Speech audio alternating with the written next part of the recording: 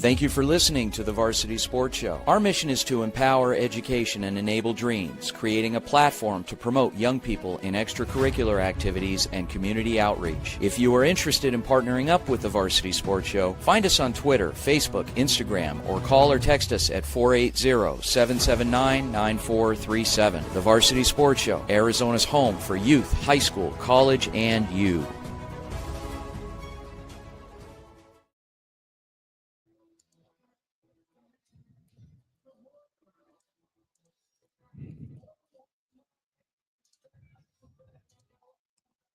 And we're live. Here we go. You ready? Yep. Okay.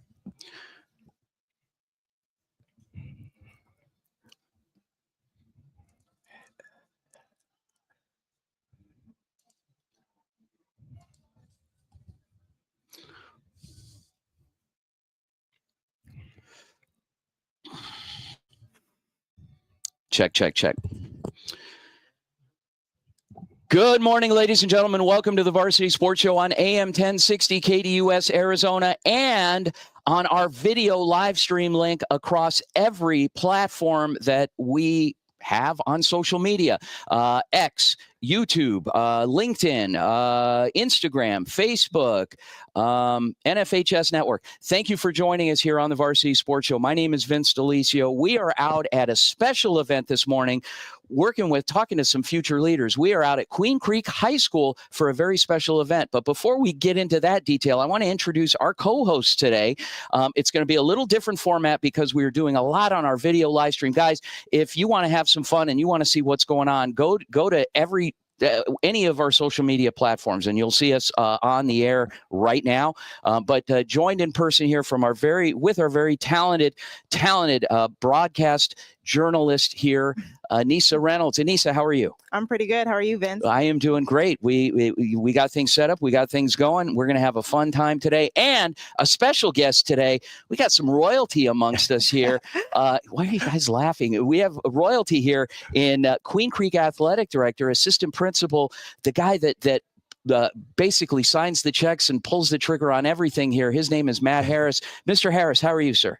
Outstanding. I really appreciate you scheduling another trip back out here to the creek, and today's going to be a special one. Thanks for being here. A very special one, and I'm going to turn it over to Anissa, who's going to introduce our very special guest, Major Michael Volker. Take it away, Anissa. Yeah, I mean, Major Michael Volker, thank you for coming and joining us today. Pleasure. How are you? I'm fabulous. This is great weather.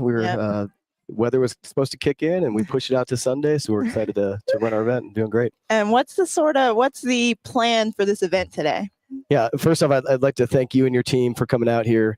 I think we're making history, if I can say so. I don't know if a Raider, a JROTC event like this has ever been live streamed or telecasted, so we're proud to make history out here. Really what we do is that we're an Army JROTC program here at Queen Creek, and what we have today is what we call a Raider competition. So it's think athletic, football style competition, obstacle courses, tire flips, runs, all these things that make up an event. And we've got 20 schools out here from across the valley. Excited to see some kids compete and win some trophies. Of course. And what's the recruiting like for your junior ROTC? For us, it's and really I'll speak to any JROTC. So that you can have Navy programs, Air Force, Space Force even has some programs now. Of course, Army and Marines. It's an extracurricular at any school, right? So you could join it just like you would ceramics or art. We allow a PE credit. So recruiting for us can be tough sometimes, only because there's some stigmas associated. We do not recruit anybody into the military. We're not recruiters per se. So we might wear a uniform time and again, and we look military, but really what we are is a leadership program based upon a military model. And so once we get kids in, they have an awesome group of kids that bond. They do Raiders. We do color guards that you'll see at a lot of events. So really kids we allow kids to do various things across campus and really showcase the great skills that they have. Yeah. Major Volkart, our first meeting was in an interview room. That's right. And so recently retired. Can you just give us a little bit about your career and then what made you interested in wanting to take on this leadership position here at Queen Creek High School with our kids? Absolutely. Be happy to. Yeah, just retired officially 1 September from almost 22 years in the Army. I started out as a enlisted signal communications, much like the equipment we're seeing here. I did a lot of that. And then switched over to what we call the dark side, the officer side, in 2012. Actually, For those of you that don't understand, that's like being an administrator in education. That's right, 100%. Going from a teacher to administrator, I went to the dark side. So yeah, I commissioned out of ASU, so I'm a proud Sun Devil. Go Devils!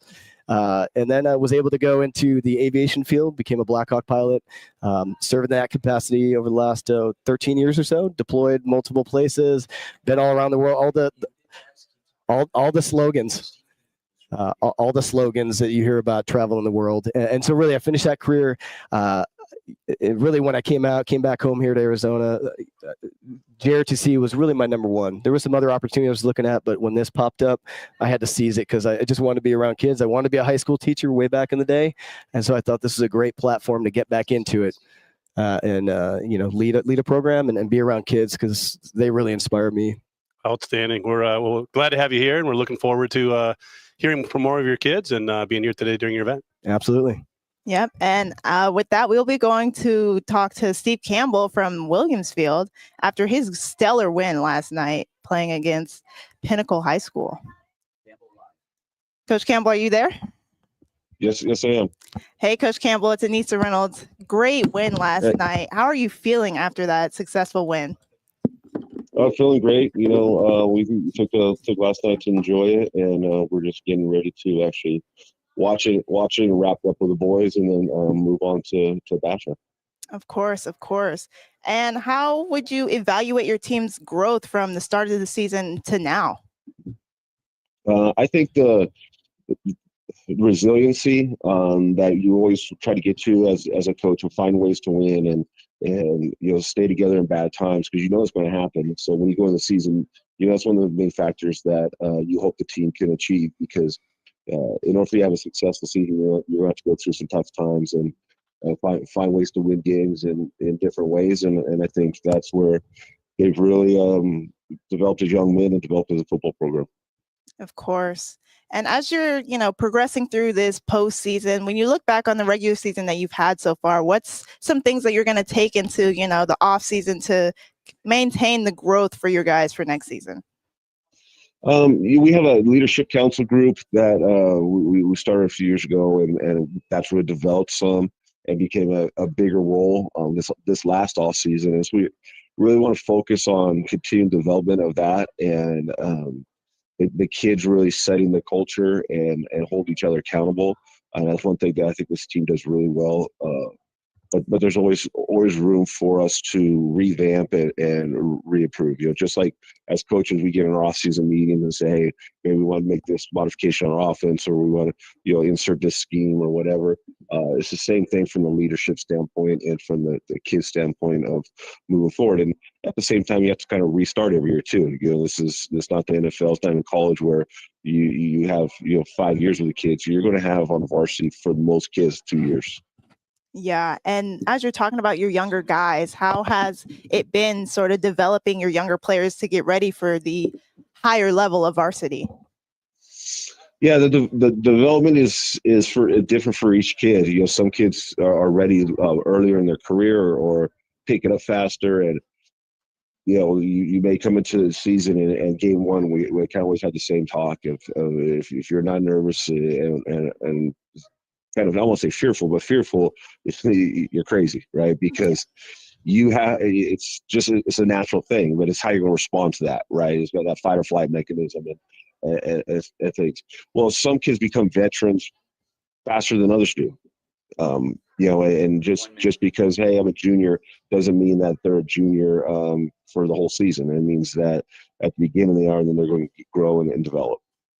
Of course. Well, thank you, Coach Campbell, for tuning in today, and congrats on the win. Hoping for success next week when you play against Basha.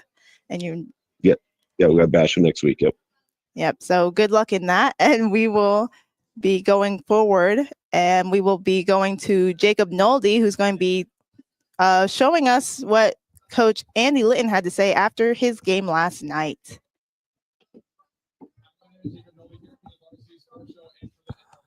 Awesome. Okay, good job. And don't hesitate. Like if we don't get a 2-minute warning from Corey, just keep talking. Oh, You know, okay. bring it back to Matt. Okay. We're good though. We'll have some time on the back end. Hey Corey, can you hear me?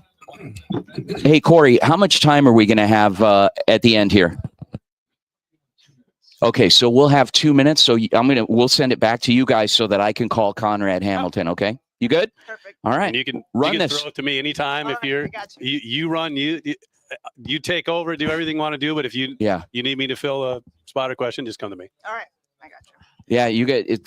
First year AD, you know, here he's still kind of getting, you know, getting his feet wet and trying not to piss too many people off in the process. But I'm always ready to go. Is your mom listening? Probably. We got to give Marilyn and Tom a shout out. So funny. Yeah, it's poor people. All right, here we go.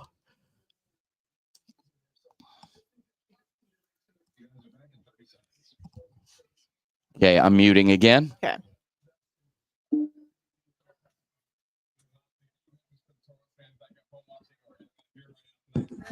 Who's next, Vince? What's that? What's next? Coach Conrad. Yeah, we're going to go to break. The dark blue. We will have 2 minutes and then we go to break and then Conrad. Okay, guys, and you are live. All right, and welcome back to the Varsity Sports Show. That was Jacob Nolde talking to head coach of Andy Litton from Mountain View. They had a tough game last night, but came out successful. Was a very nice showing for them. So definitely a good scene. A lot of nice high school football last night. I don't know if you caught any games besides your own. Yeah, so I like to watch a little Friday Night Fever when I get home. But really impressed with the job that Andy Litton's done at Mesa Mountain View. And obviously, Toros had a good one last night. And their reward is going to go up against the undefeated #1 Hamilton Huskies. Yeah, definitely going to be a tough showing. But I definitely believe Mountain View, they're showing they will come out and be a strong powerhouse against Hamilton, of course. They've definitely been one of the top teams in Arizona under head coach Andy Litton. He's revived that program. Outstanding job.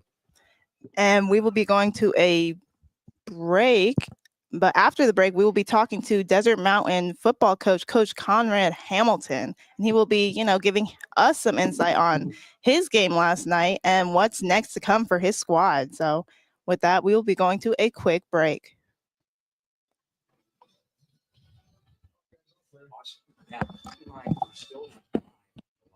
Oh, okay. Okay.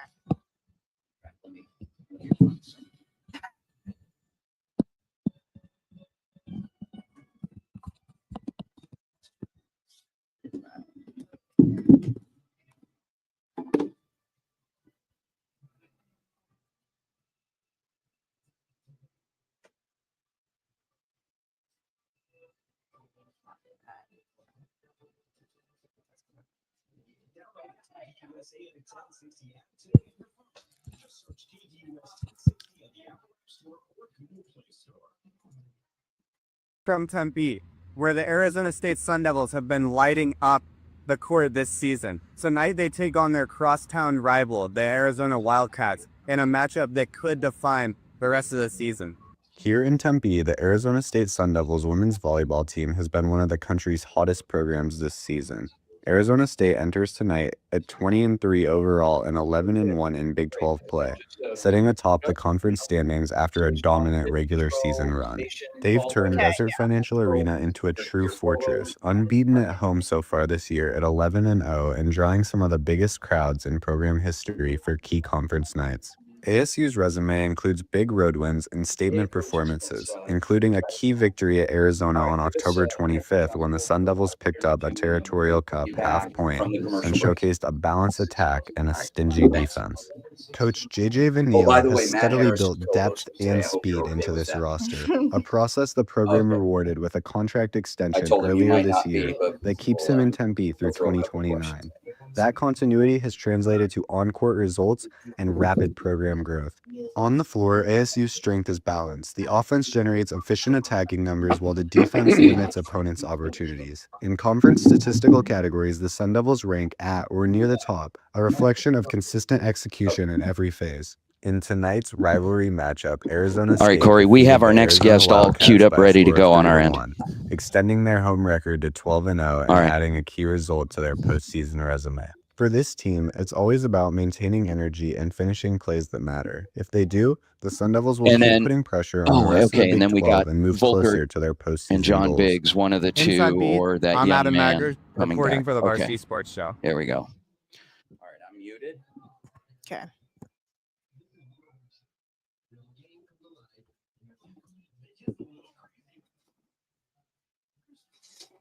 I'm gonna mute you.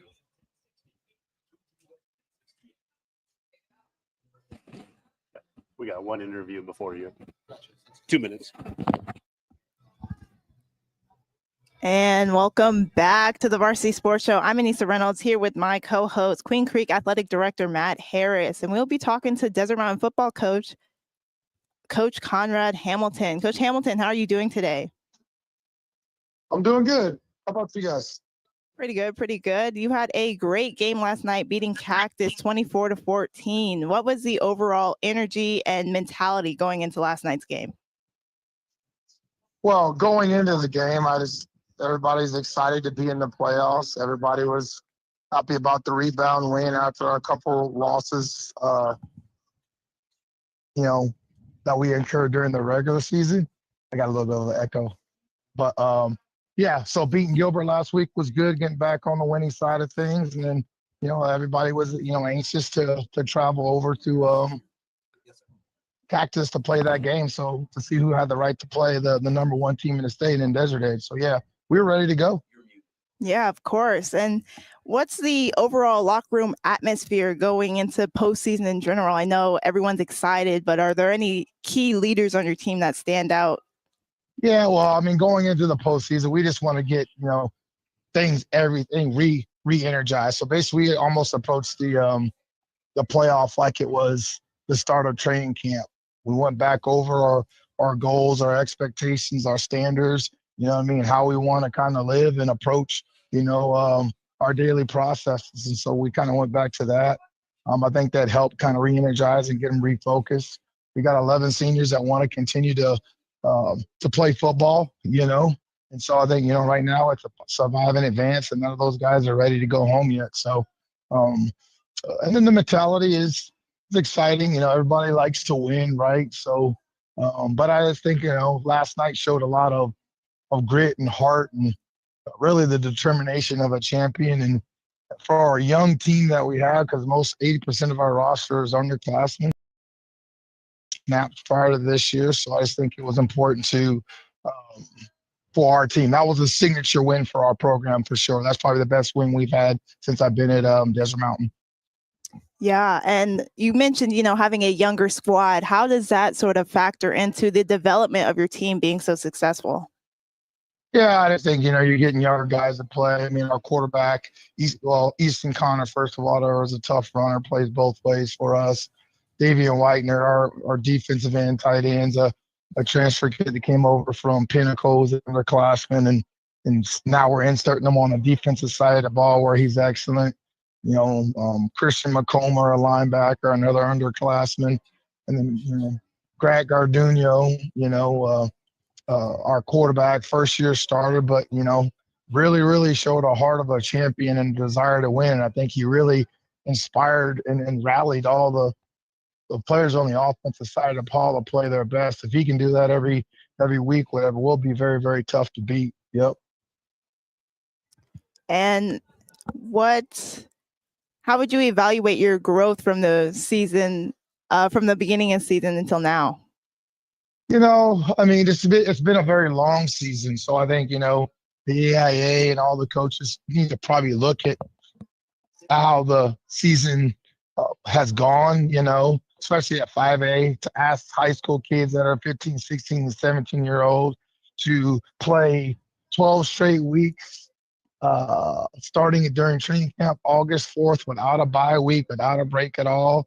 You know, you have rosters that are limited with numbers. You have guys get injuries and things like that or whatever. You're playing your second and third team players. So I just think, from a standpoint of the longevity of a season, I think it gets tiresome. Plus the kids have to do their academic load and all that stuff. So it's tough. So, but I just think the mindset is they're ready to move on and they're ready to survive and advance. And so, yeah, I don't think you have time to mentally be tired. You can rest in 2 or 3 weeks. And sorry, but my co-host has a few questions. Coach Hamilton, Yep, congratulations on another postseason win. The consistency of the success that you've had with your program year after year after year, is remarkable, and your longevity there at Desert Mountain. When these seniors play their last game in the postseason, what are the pillars of your program? What are the takeaways for these young men because they've had a chance to play together and under your leadership? Yeah, I think first and foremost, whatever is everything is about in life, in my opinion, is about overachieving. You got to remember the guy that's the head coach of leading them or whatever was a junior college player. First of all, you're talking about a guy that was a JV player as a junior, all right, a junior college player as a freshman, all right, and then a Division II player after that, and then after that a 7th round pick, building himself into a starting defensive back in the NFL and just overcome and achieve it. And that's really what I want to tell our guys. If you're inspired about your dreams, give everything you have, work your ass off, all right, maximize your full potential. And by doing that, you have to give effort, and it's hard, but you got to play hard and you got to work hard, right? And that's what they're going to take away, whatever, is be process driven at anything they do in their life. I love that, Coach, and I know you guys are going to go over another road game, but against an undefeated Desert Edge team. But I know the Wolves will be heading over there with a chip on the shoulder and an outstanding coach leading the way. Best of luck. Yeah, I appreciate it. Yeah, we're excited about the opportunity to play the best. Of course. And talking about playing the best, what's that mindset going into this following week? Well, we'll take the energy and the good momentum into the game. And I would say that I don't know if Desert Edge has actually played a team like us this year. We're battle tested. We've been in the open the last couple of years. So, and we played teams with talent. We played teams that have more talent than us.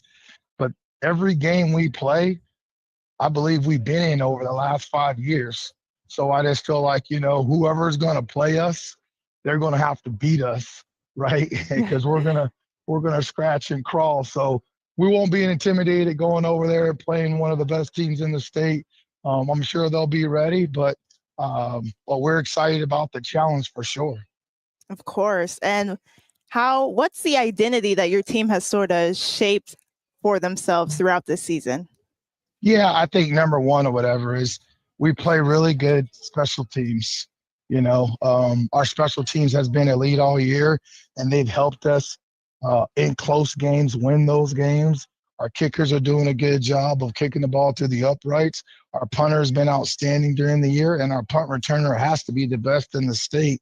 And then overall, we want to play complementary football. When our defense plays good, we never really lose. And when we don't turn over the football on offense, again, we're tough to handle. So kind of our identity right now, whatever, is defense and special teams and complementary football. Of course. Well, thank you, Coach Hamilton, for joining us. Congrats on the win and good luck going into this upcoming game against Desert Edge. No, we're excited about the opportunity. And with that, we will be coming back here and we're going to be talking to the Queen Creek Senior and JROTC member, Ethan Reichel. Ethan, how are you today? Thank you, guys.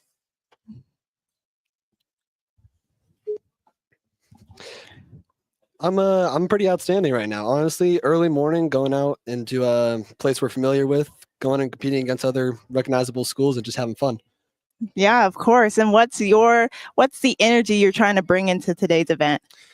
Honestly, we're just trying to be as competitive as possible. We're coming off of a pretty much undefeated season so far for our school.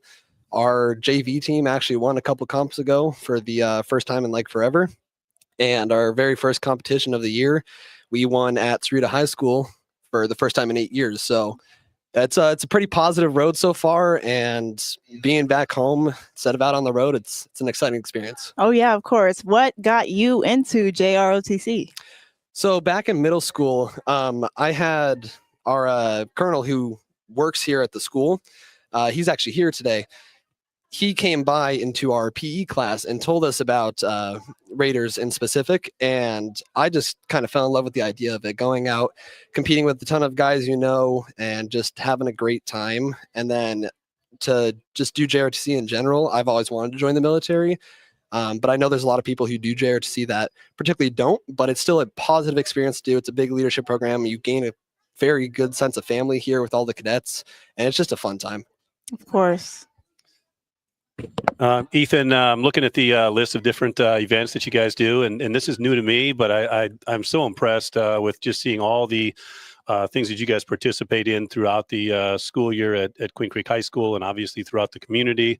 Last Monday at school, you guys put together an absolutely phenomenal show with our Veterans Day Parade. So again, just thanks for your service and everything you're already doing for our community.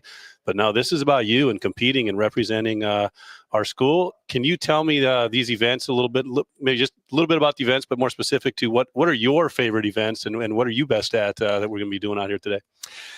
Yeah, absolutely. So personally, I'm a big cardio guy. I'm not the biggest guy. We got a lot of big guys on our team that do a lot of the strength events. Some of the favorite events of mine are the rifle run, which is pretty much just a 400-meter dash, 4x800, except instead of carrying a baton, we're carrying an 8-pound rifle.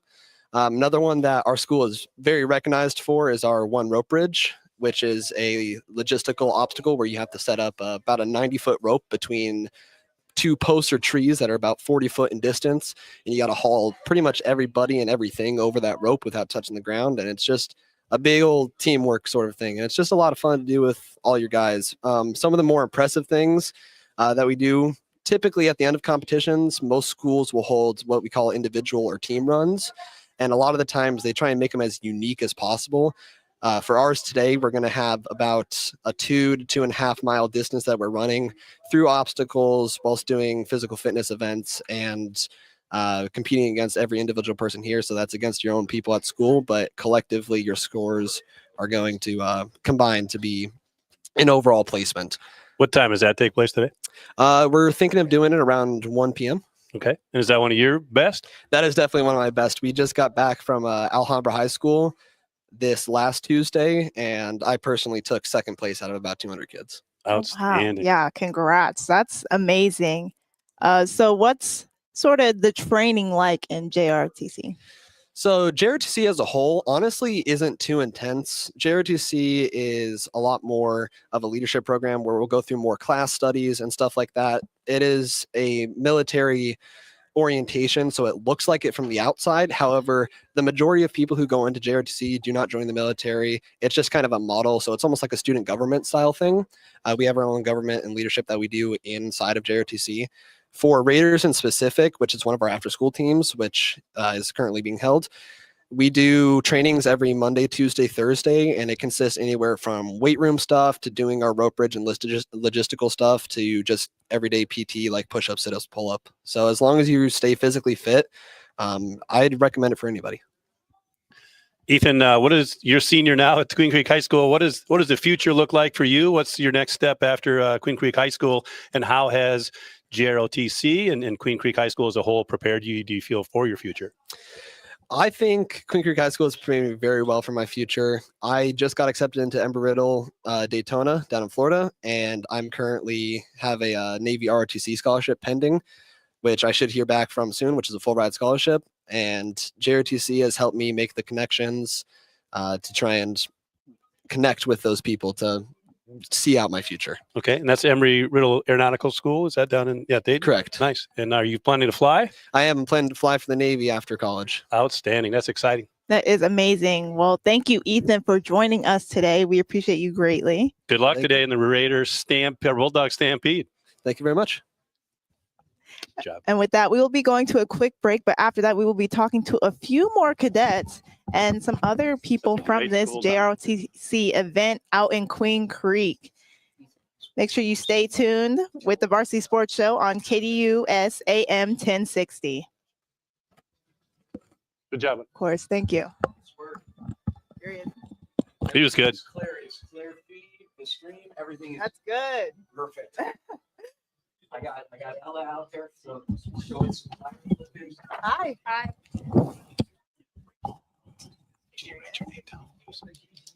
You write your, I'm honest, I can't read it. if you just write, no, just need to write your name. With an experience so good, it remains indescribable. There's something for every seafood lover. From one of their amazing custom seafood Julian. Ottawa University of Arizona, better known as OUAZ, is off to one of its best starts in program history.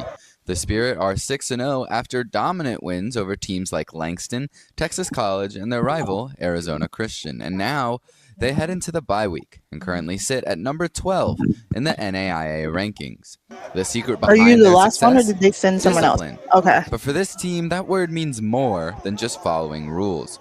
It's about building character on Are we gonna and do off both? the field. Everything we do, it's not just focused on beating whoever we're playing next. Obviously, that's important, but it's focused on making us good to beat everybody, and values like discipline, which are that'd be great. really valuable on the field, but also are very, I got very you. valuable as a man. And as So a we'll husband, split it as a father. 3 and And 3. so instilling those values in us, like discipline, are taught to us through the field, Perfect. and through the X's and O's, but they're instilled in here and not just up here. But it's not just the discipline, rather the high standard the team has set for themselves this season. A lot of places, like if you lose one game, it's an amazing Gage, season. what Like, grade are this you in? program, if you lose one game, perfect. it's like the worst season. These practices and that mentality helped lift Ottawa University to their 6th win, going undefeated right here at Spirit Field against Arizona Christian University, one of their longtime rivals. For Varsity Sports Show, Andrew Neeram reporting.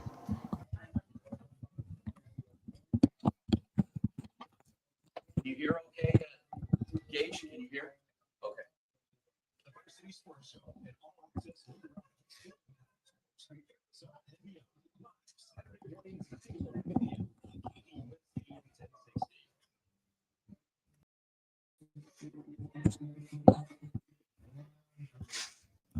And welcome back to the Varsity Sports Show. I'm Anissa Reynolds here with my co-host, Queen Creek Athletic Director Matt Harris, and we are joined by a few more members of the JROTC. Juliana DeMarco is joining us. How are you? Good. She is a junior. And about this event, what is going to be your favorite event to go through? Probably the push-ups and the sit-ups. And what have you really loved about being in JROTC? The friends I've made, for sure. Of course, of course. Any other like events or like the community work or leadership stuff that you guys go through? I like doing like the color guard and the field trips we go on, and then the Raiders we travel around Arizona for. It's always so fun with memories and everything. Of course, of course. And what is the future for you outside of JROTC? I want to go to college for wrestling or go to the Air Force. Okay, period. And what sorry, I had a question and my brain totally just froze on me. You're okay. Juliana, when did you start with JROTC, and what got you interested in it to begin with? I have family that are veterans, like my grandpa and my uncle and everything, and I was like, might as well do it. Started my freshman year. Okay.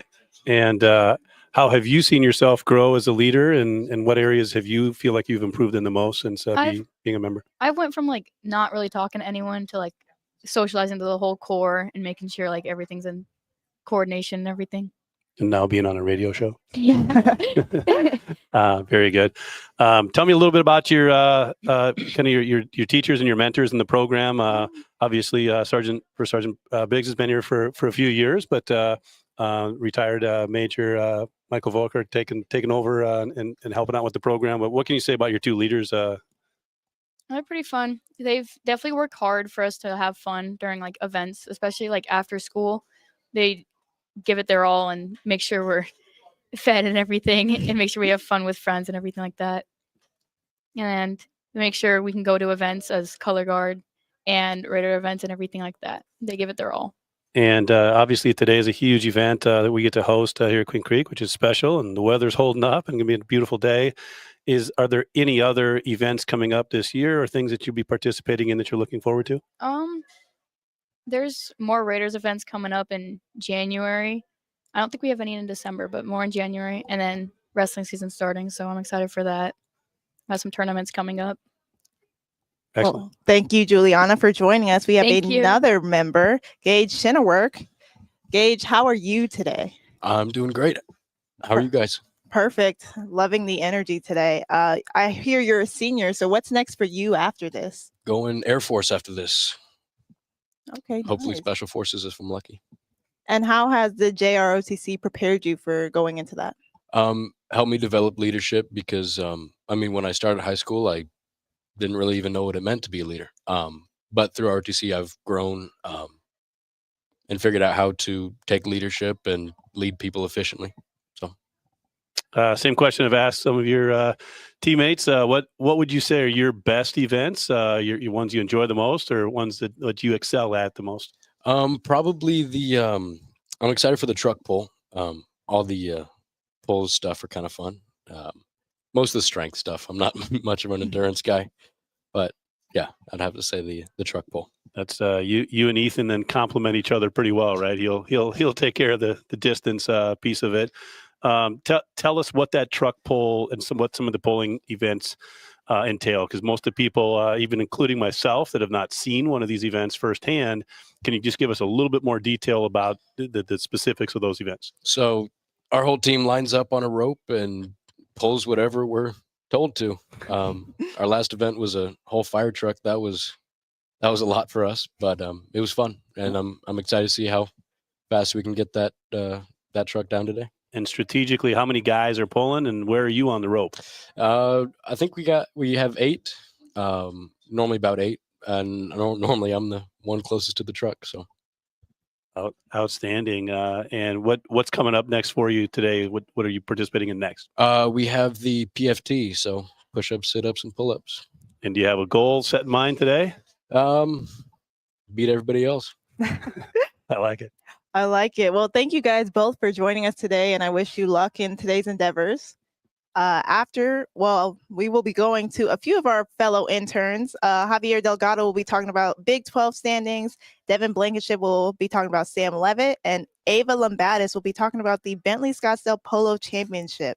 So stay tuned for that. We will be right back after.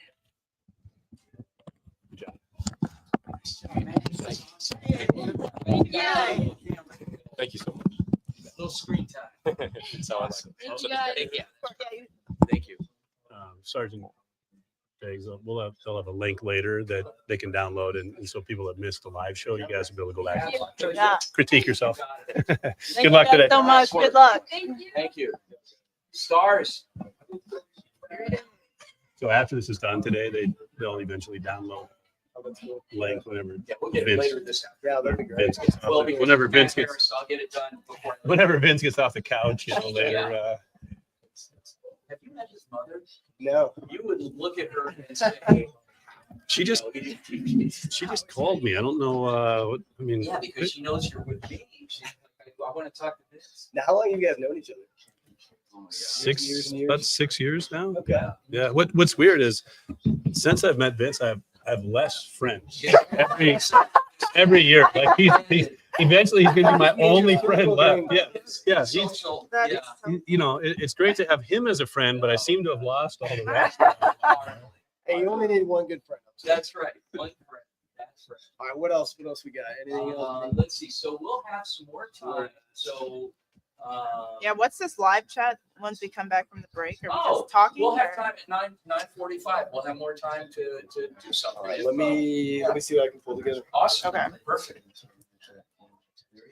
Perfect. It's just where I riff. Mm-hmm. I just riff a little bit.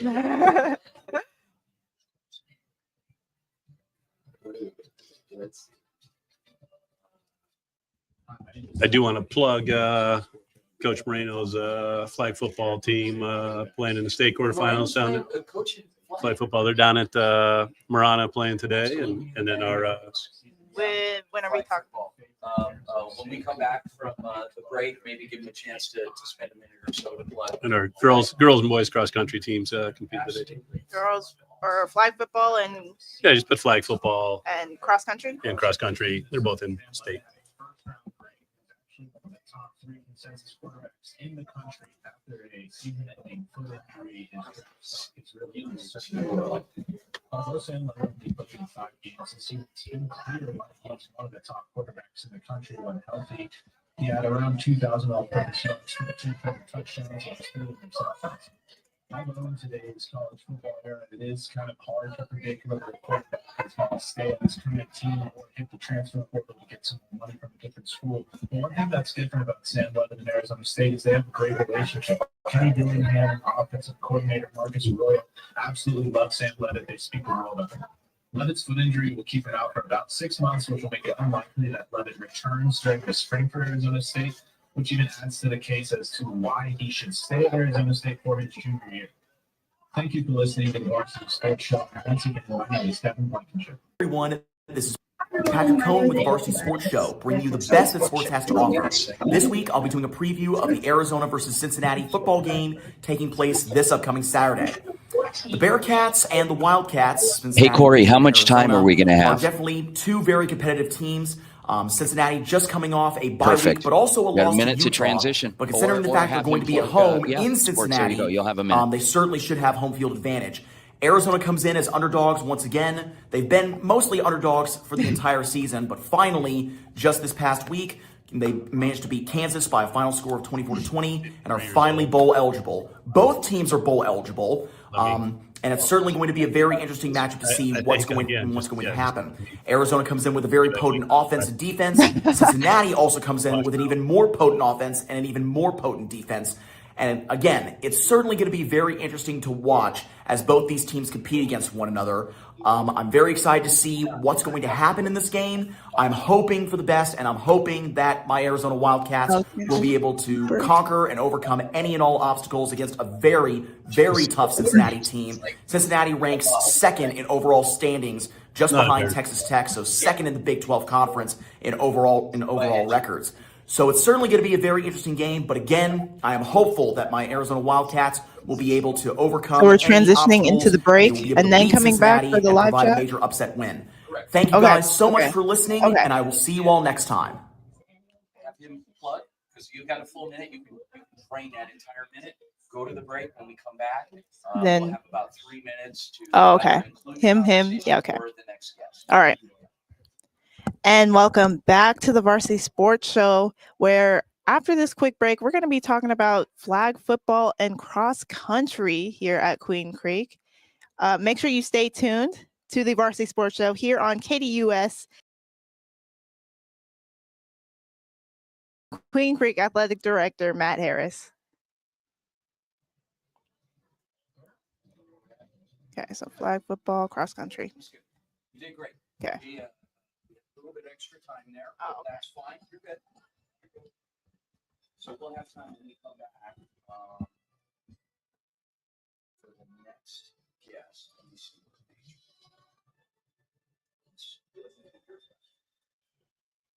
Here he is.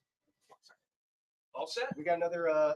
So this Master Kilpatrick, he runs Tombstone's program down south. Nice. Another cadre perspective, I think it's kind of cool because he's been doing this a long time. Sit here and we'll. That is right. I had to do it. He's gonna do it.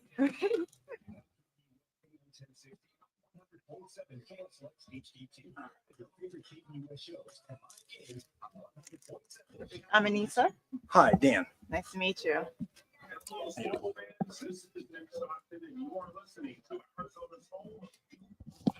What is your full name? Dan. Full name? Daniel Kilpatrick. Okay. What else? Patrick, where are you from again? Tombstone. Tombstone. Okay. And Matt Harris is the athletic director here at Queen Creek. And So if you have any complaints or anything, it goes through him. I don't know that anything will get done. But it still goes through him. Yeah, it still goes through him. Also home of the world famous Joe Show. Thanks for having me tomorrow on the Varsity Sports Show. We can get you to put that headset on. Oh. All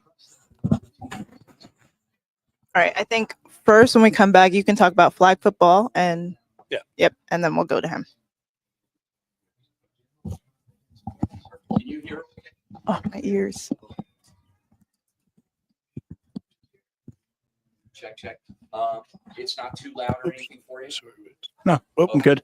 I just got to grab it. Oh, sorry. Sorry. We're good. I pinned him down. I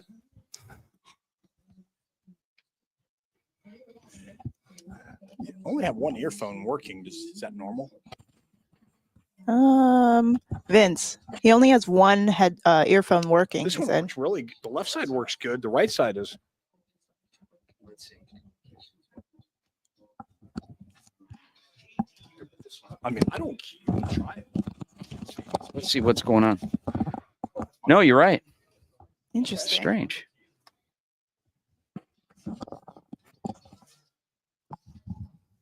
How's that?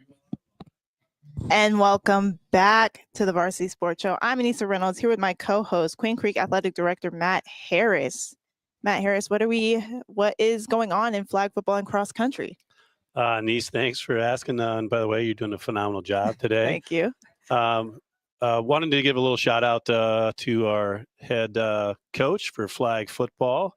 Michael Moreno has our girls finishing the year at 11-1, and they won their first playoff game last week, and so they are in the quarterfinals today at 2:00 down at Marana. The Marana's the 2 seed, and I think currently undefeated. And so best of luck to them today, representing our Queen Creek Bulldogs. And then Coach Hart, who has had some outstanding cross country and track and field teams, and has put some state banners up in our gym for those programs. He takes our Bulldogs, boys and girls, to the state cross country meet where they qualified. Girls finished 3rd in sectionals this year. Boys finished 7th. And so they'll be competing today, and looking forward to getting out there right after the show. I'll be heading up to Cave Creek Golf Course to watch our boys at 12:45 and our girls at 1:30. Nice. Well, congrats to both those teams and good luck. And we are joined by a guest, Daniel Kilpatrick from Tombstone JROTC. Excuse me. How are you today? I am doing awesome. This is a beautiful day. Way better than I thought it was going to be. First looked at the weather report and it was going to rain. I'm like, man, that's going to be a cold. But it's actually turned into be just a phenomenal day. Yeah. And how have you felt going into these events today with your kids? Pretty excited. We did drive up this morning, so we left really early. And we drove up this morning, and the kids are really excited. We like competing against, we know a lot of the schools, and especially Queen Creek. We have a little bit of a challenge with them right now. And so it's really, the kids are really excited at coming up and saying, all right, we're going to be on their home turf. Yeah. And kind of have a competition there. So they're actually really looking forward to it. And what is JROTC like in Tombstone? What's the overall goal?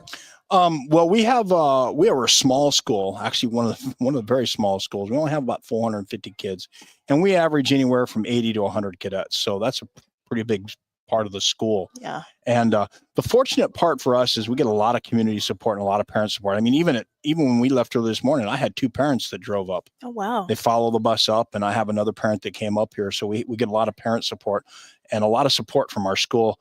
Could not do this without the administration and the support that we get, CT director and things like that. So it's really a very good thing. But Tombstone, since being a little small, we kind of have to do things a little different than everybody else. So like we host a meet at the end of February, and for our vehicle pool, we use a stagecoach. Oh, wow. So that kind of separates us from anybody else doing that. Yeah. A very unique thing, because again, we're in the West, a very unique thing we have. Every program has a color guard. Well, we have a mounted color guard. We have a color guard on horseback. Oh, wow. And we're the only high school in the nation that has a color guard on horseback. So we participate in a lot of events.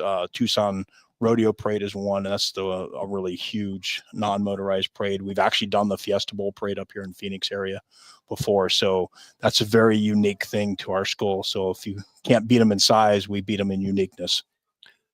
Very fitting. And if people have not been down to the city of Tombstone, I definitely should get down there. Very special, and I really like how fitting it is to have the stagecoach pole and the mounted flag guard that you're talking about. Can you tell us a little bit, Daniel, about what got you? What's your background, and what got you into this leadership role down there at your school? And also, if there's any students that you want to promote in your program, and maybe where they're going on to, Well, what got me into it is I was actually started coaching a drill team in El Paso when I was still on the military, and I was helping my son, and I was like, wow, I could actually do this. It just takes some tolerance, it takes patience to deal with students. One of the 2 lessons I learned was, number one is the parents send you the very best kids they have. They don't have better kids at home. They send you their very best. And the second thing is they go home at night. So you've got to mentor what you can when you can. And I try to take that to heart because they're not my children, but I'm here to mentor. I'm here to coach. I'm here to teach. And so I've been doing this 15 years now. So I like it. I enjoy it. We really get to do so many different things. I teach life skills. A couple of weeks ago, I had a class on how to back up a trailer. Not something many kids ever actually learn to do. Would you be able to teach Vince how to do that today? Not in one day. Okay. Okay. He could really use some help, to be honest. And again, but again, we're trying to give kids confidence and to overcome things and fears and challenges. And if I can help them do that, it doesn't matter what it is. That's what I try to do. So I really enjoy trying to reach out and mold some of the kids. Some successes, like right now we have a young man, even from our small little school, we have a young man at the Merchant Marine Academy this year. We have a young lady at the Air Force Academy. So we have kids that have gone off to academic. We have a young lady who's at the Boston University in Massachusetts. So we have kids that are going off to academic world and doing great things, even though we're at a small school. It's just because you're at a small school doesn't mean you can't reach out. I wish I had a school the size of Queen Creek. Gosh, it would just be heaven. Just the amount of things you guys get to do. Girls flag football, we don't have a girls flag football team, but I'll throw this in there. We do play a Navy program in an annual Army Navy flag football game. We play Sauterita High School, and they're a Navy program, so we have our Army Navy game, which is kind of unique there. Again, tying in, but we don't have a lot of the things that Queen Creek has to offer. Well, it's very clear from our time spent with you, what you do have down there. You're doing an outstanding job with the JROTC program. So congrats and best of luck today. Thank you very much. So I have to interject, and thank you for joining us, Daniel. I have a special guest to bring on. You guys are going to love this guy. He's an oldie but a goodie. He helped us kick everything off when this thing started a long time ago, and he's actually driving right now. Let's bring him on. There he is. Can we get a shot of him? There he is right there. Who is that man? Who is that guy? How we doing? Hello, Coach Ramirez. How are you today? I'm doing good. How are you guys? Oh, okay. Let's get some audio on Coach Ramirez. We don't have any audio. Are you muted there, sir? And hopefully you're stopped. You're not driving. But those of you that are tuning into our live stream, you got me now? Coach Lucas Ramirez, are you there? Can you hear me? Hello? He does not appear to be on with us right now. We can see him. We just can't hear him. Can you hear me now? I'm not disappointed that he's muted. Yeah. Okay. Yeah, we still can't get you, but hopefully we can get that corrected. and see if we can try that again. Maybe back out and come back in again and see if that works. So anyway, good stuff. A lot of great things happening today. You've got a lot of things happening on campus here, Mr. Harris, that are pretty incredible here in your first year, and obviously you've got coaches that are coaching multiple sports in that. Coach Moreno, longtime baseball coach here, as well as now flag football, doing some amazing things out there, and even some of the other sports that may not get as much attention, like cross country you were talking about. Some things now that we're getting into the winter, some things to look forward to with regard to basketball. Talk a little bit about the basketball program. Yeah, so you're right. We're at a really exciting time. Obviously, fall sports kind of overlapping with our winter sports getting started. Our fall sports teams had a tremendous amount of success. Unfortunately, our football team ran into a really good South Point team that played a little bit better than us last night. But super proud of the job that Coach Sherman and his staff did, and proud of the leadership of the seniors in that program to kind of persevere through some challenges, especially not having the QB number one for majority of the season. But wishing all those guys the best of luck. We have some guys that'll move on to the Division I level. On this past Wednesday, Vince and Anissa, we had 14 student athletes with this college signing day ceremony, and several baseball, softball players, some track and field athletes. 9 of those 14 are going to Division I schools. Nice. And so we'll have another signing ceremony coming up in December with some of our football and other student athletes. Also, this week on Thursday, Coach Ramirez brought the Saguaro SaberCats, and Andy Johnson, a friend of the show's, brought Mesa Mountain View Toros up for a scrimmage. And so Queen Creek basketball was able to get a good experience in that scrimmage. Coach Ben Tolbert in his 3rd year here with the program, and has some good seniors, but also a nice group of sophomores that'll be getting a chance to play their first varsity competition. And they open up this Friday on the road at Maryville. Our girls are in the gym scrimmaging right now against ALA Queen Creek. And Coach Dale Parker is in his 1st year, and Coach Parker comes to the table with a lot of experience. He's a Division I assistant coach at Colgate and some other universities. So we're excited to have him at the helm. And so, but enjoying the start. We have girls and boys soccer and wrestling going on as well. And they'll have their first competitions coming up next week. Yeah, real exciting to have these fall sports transition in the winter sports. But we do have basketball head coach Lucas Ramirez on the line yet again. Coach Ramirez, how are you?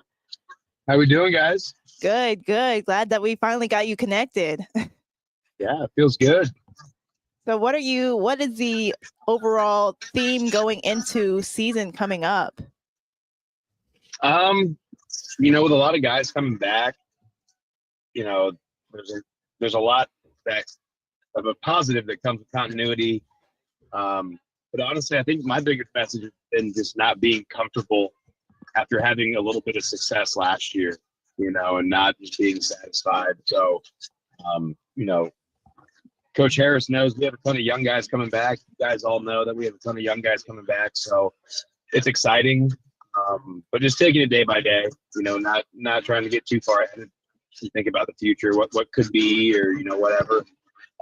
Just try and get better one day at a time. Yeah, and you talked about, the success of last season. Has your coaching changed at all going into this next season? I probably am more, I don't know if this is good or not. I'm still trying to figure it out. But I think after more success we have, I'm probably more on edge. So guys aren't comfortable.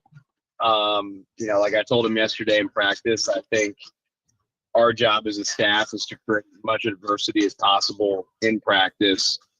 So by the time they get to games, they're able to handle tough moments and how to overcome and learn things along the way. But, it's easy to achieve a little success. It's even harder to maintain and even elevate it.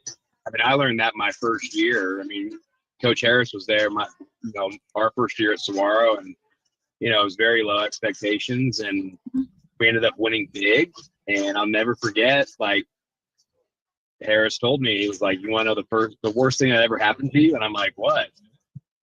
And he's like, "Oh, well, you won a lot your first year." And I was like, oh no, we're good. But I learned very quickly, like, you know, getting there is easy, but trying to do it over and over again, that's the fun and the challenge, but it's also the challenge. So I think always just trying to keep these guys on edge as possible, and always working toward the next step in the process.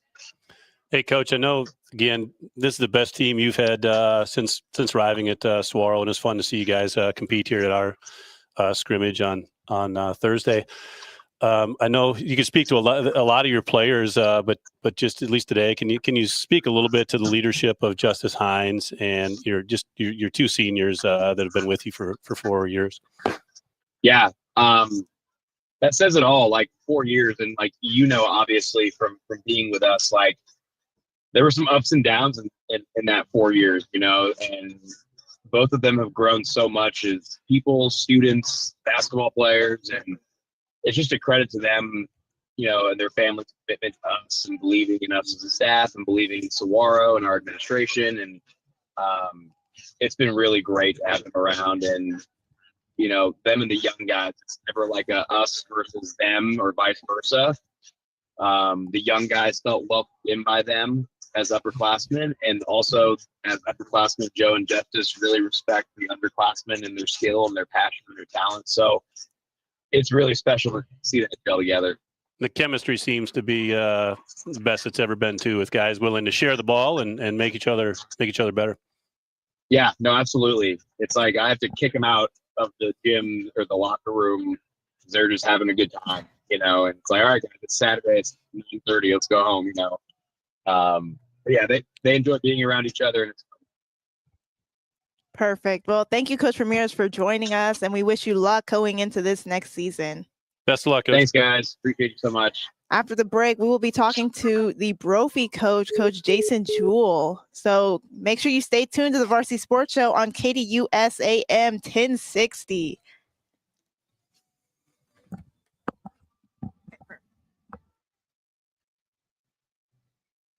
I'm not sure what happened with the audio, but thanks. The experiment's working pretty well.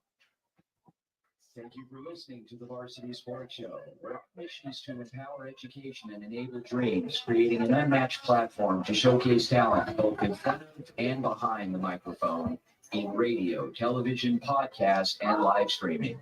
The Varsity Sports Show, still your home for high school and Arizona and beyond. Sure. Are they not? Yeah. AM 1060 KDUS Tempe Phoenix and KSLX HD2 Scottsdale Phoenix. Please, man,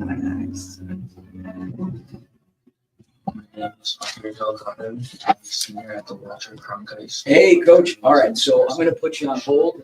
We're going to bring you on in about 2 minutes to get started. All right, and Matt Harris is co-hosting, by the way, so he may throw a couple of questions in there, and feel free to bust his chops. All right.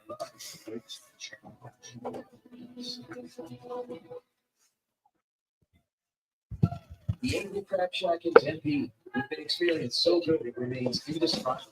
It's something for every seafood lover. Try one of their amazing custom seafood boiled sandwiches. Okay, Jason Jewell is on. Angry Crab Shack Tempe. Let's east of I-10 on Warner Road. 480. Bring him on right after the break, but he's all set to go. Okay, perfect. Angry Crab Shack in Tempe. Come ready to eat. Awesome. APAC is your one-stop service for all your automotive and heavy-duty air conditioning parts, supplies, and equipment. They're family-owned and have been the Valley's go-to for all your auto AC needs since 1982. Whether it's for your everyday or vintage car, commercial, or off-road vehicle or equipment, APAC has you covered. Call APAC, AAPAK, the AC experts at 602-254-1160. Great job, Ella. Let me know if there's any other things going on out there that you can zoom in on. My name is Blessing Frazier. I'm a junior studying sports journalism at the Walter Cronkite School of Journalism and Mass Communication, and I'm so excited to join the Varsity Sports Show this fall. Absolutely, thank you. I can't wait to share my love of journalism with you all. AM 1060 KDUS Tempe Phoenix and KSLX HD2 Scottsdale Phoenix. This program is paid for by the Varsity Media Foundation, a 501c3 nonprofit educational organization and its partners. Okay, perfect. You're listening to the Varsity Sports Show. Arizona's youth, high school, college sports, and you empowering education and enabling dreams right here on KDUS AM 1060 in Arizona. Welcome to the Varsity Sports Show. And you're live. And welcome back to the Varsity Sports Show, where I am your host, Anissa Reynolds, with my co-host, Queen Creek Athletic Director, Matt Harris. We are going to be talking to the Brophy head coach, Coach Jason Jewell. Coach Jewell, how are you doing today? Well, I'm doing fantastic. First open win in Brophy history. Congrats on the win. How's the team atmosphere like after that great win? The kids were fired up. They got even more fired up when I gave them this morning off. So, Of course. And what has been the main reason for your team's success throughout this year? really, it's being able to be balanced, run the ball, take what they give us. You know, we have some dynamic receivers. All three of them did a nice job last night, and it was great. You know, we haven't punted in 2 games. That is a great statistic to have. And what aspects of your team's identity have become the most prominent in this season? I think it's the running ability of Case Vandenbosch, and then being able to spread it out with our 3 receivers. I mean, 3 superstar receivers, right? Devin, Dalen, Donovan, and then our other guys are able to sprinkle in and help us as needed. Our couple of tight ends are playing well, and our other receivers are doing a nice job when they get the opportunity. And running back Harrison Chambers, 3-year starter, 3-time all-conference kid, done a nice job. And your team is led by a bunch of great seniors. How awesome is it to have your seniors sort of lead your team and help your younger players grow? You know, the culture that we've set up is, well, it started about 3 or 4 years ago, really, when it turned around. And the kids, it starts in the weight room, and our kids have a culture of energy, and they bring juice, and we do that all the time. And that's where it started from. And these kids learn from a great group of leaders from last year and the kids before that. And hopefully it carries on to the groups below them. Coach Matt Harris, congratulations. Really, really great win for your program, and just a lot of hard work that the kids and you've been putting in for a long time. When I looked at your schedule this year and kind of followed you guys, you absolutely went through the gauntlet and have played all the best teams that are in the open field and brackets, and some of the best teams that are playing in the 6A state tournament have gotten, advanced. Can you tell me a little bit about how that difficult schedule has been to navigate, but how maybe it prepares you to go play a good Chandler team here in the quarterfinals?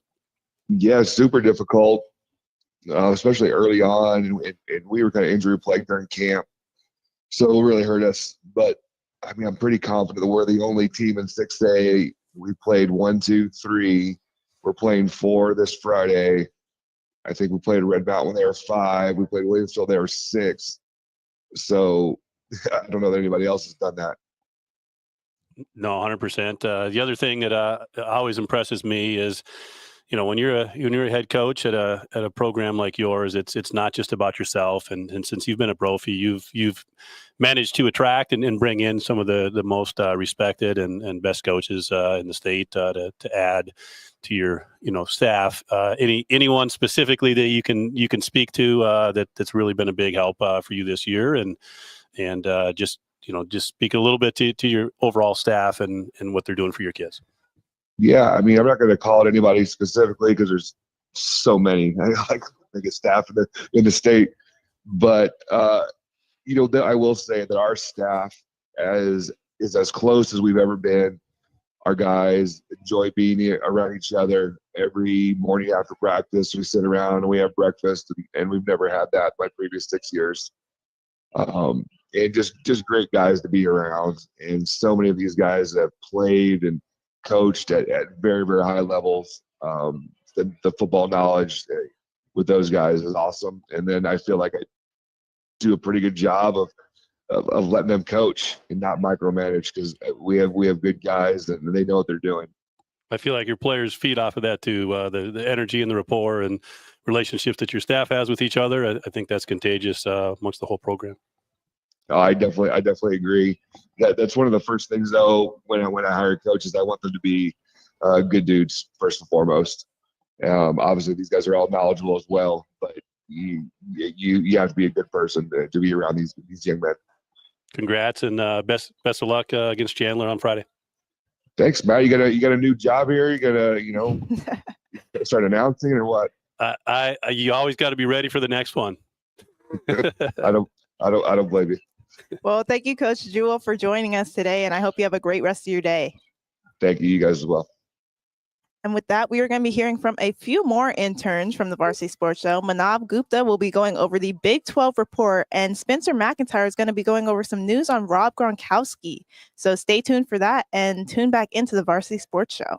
Cleveland Guardians pitchers Emmanuel Clase and Luis Ortiz were recently indicted by federal prosecutors for their roles in a pitch rigging gambling scheme. The indictment alleges that Clase arranged for Ortiz to intentionally throw balls on predetermined pitches, which enabled their associates in the Dominican Republic to win prop bets placed on the manipulated outcomes. The indictment, which was unsealed on November 9th, 2025, includes charges of wire fraud conspiracy, money laundering conspiracy, and conspiracy to influence sporting contests by bribery. Clase allegedly began the scheme as early as May 2023, with Ortiz joining this past season. In one instance, Ortiz received $12,000 for throwing balls during 2 starts in June 2025, while Clase received $12,000 for arranging the rigged pitches. When a payment to Ortiz was questioned, Clase allegedly coached Ortiz on what to say about the money transfer to cover up its true purpose. The illegal activity was flagged by a sports betting integrity firm, which led to an investigation by Major League Baseball and later federal law enforcement. Ortiz was arrested on November 9, 2025, and later released on a $500,000 bail with conditions. Clase was not in custody at the time of the indictment and is reportedly out of the country in the Dominican Republic. Both pitchers were placed on non-disciplinary paid leave by Major League Baseball in July 2025, and their lockers were cleared out shortly after. The top charges carry a potential prison sentence of up to 65 years if the players are convicted. For the Varsity Sports Show, I'm Ryan Gaylord.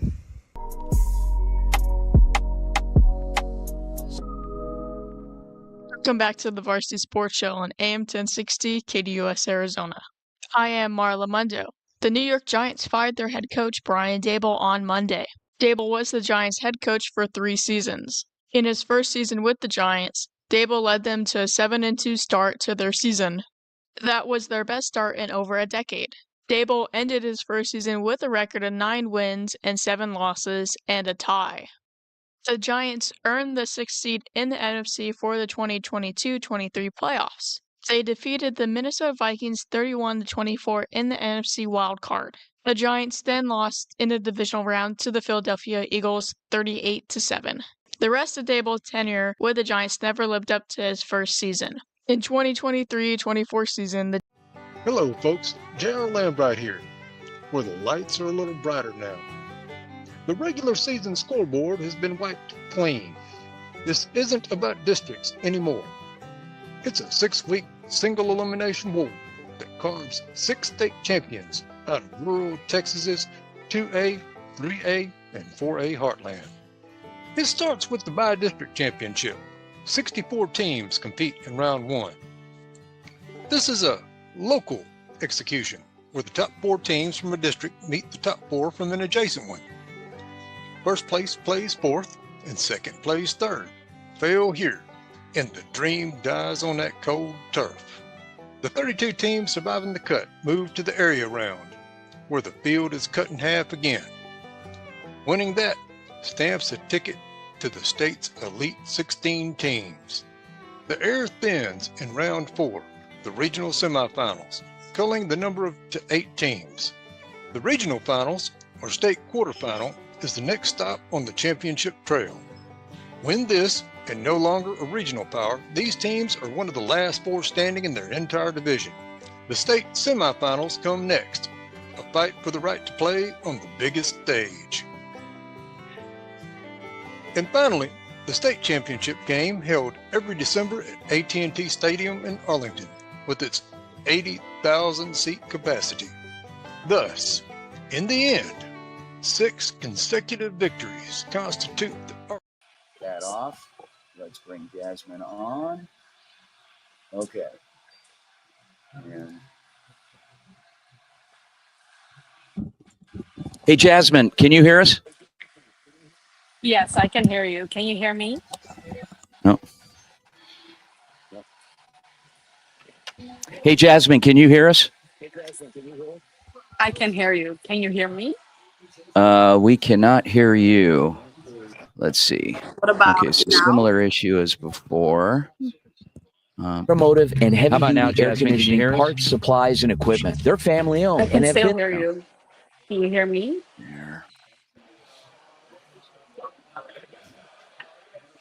Okay.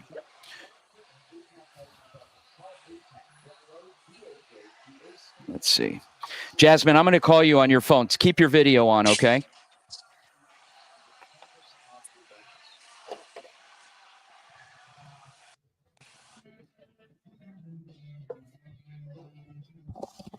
What's your beverage of choice there? Hey, Jasmine, This you is there? the gingerbread chai. Yeah, I can hear you. Can you Okay, hear me? perfect. If you can keep your video on, just mute the microphone on the Zoom and keep your phone audio. What will your degree be in? It's multidisciplinary studies because I transferred 3 times. I transferred a few times. I started out going to North Carolina Central, and then I transferred back home to be with my mom. So I went to the JUCO out here, South Mountain Community College. Then I transferred out and went to Cal. Okay, so so we have a black screen. With all those, credit-wise, I had to change my major to be eligible. So Definitely want to get into sports media. Yep, that's why I'm doing this. So to get Are you able to turn your video on? some businesses and corporations might not want to hire me because they don't have to make sports journalism or journalism in general. You're a natural, though. You do a really good job. Not to say that I'm sure you haven't worked hard at your craft, too, but you're very... Thank you. I've always been interested in this coming out of, softball, But no, your personality kind of radiates. You know what I mean? Like, Yeah. It kind of radiates. We can tell you're very comfortable. And like the one girl that got on, I'm like she wouldn't say I'm looking at you. She just give it one word answer. So Yeah. We've had coaches like that, though, too. Yeah. That have been on for the first time. Oh, yeah, of course. Yeah, there's some that are just not as talkative. There's some like Lucas that won't shut up. And welcome back to the Varsity Sports Show. I'm Anissa Reynolds with my co-host, Queen Creek Athletic Director Matt Harris, and we're joined by another fellow intern and a student athlete, Jasmine Dickmans. Jasmine, how are you? Good. How are you? Doing good. I hear you're out at a water polo tournament right now. So how is that going? Yeah, so we're in Irvine right now, and we're playing our first game at 11:45 against Cal. It's supposed to be a very exciting game. I think our teams are both very compatible against each other. So I'm very excited to see what's going to happen. Of course. And what's the preparation been like to get ready for the start of this season? Well, this is also still a preparation tournament. Our season starts in the spring. So for this tournament, our main focus is going to be on ourselves and working on getting everything right before season. Seeing how we work and play with each other against teams that we haven't played yet, and see how our team chemistry is, and where we can still improve until our season starts in January. Well, Jasmine, can you give us sort of your background, how long you've been playing with ASU, and how you got into water polo in general? Yeah, so I came to ASU in 2023. I'm a junior right now, so I've been playing for 2 seasons already, and this is going to be my 3rd. And I got into water polo. I started when I was 6. Very, very simple. Like my parents wanted me to play sport, and I chose water polo, and I stuck with it. Okay, nice. How have you enjoyed ASU thus far? Very great. It's a very good experience. Like I'm obviously an international, and I'm from the Netherlands, and it's great because we have, I believe, 14 internationals on a team right now, which is so great because you get to learn all the different cultures and all the different habits that people have. I feel like it makes us very connected because you all miss something from home, but you're here with the same goal. So it makes us very close. Jasmine, love the sport of water polo, and I do know there's an effort in Arizona to try to get more youth and people involved and stuff. When did you get involved in the sport, and when did you know that this was going to be something that you could really excel at, and obviously that led to the collegiate opportunity?